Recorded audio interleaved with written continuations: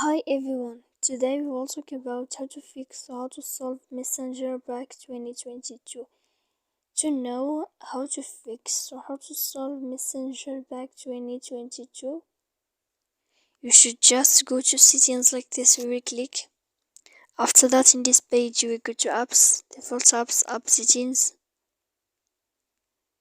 When you will see this list, you will go down to find the application of Messenger and you will enter.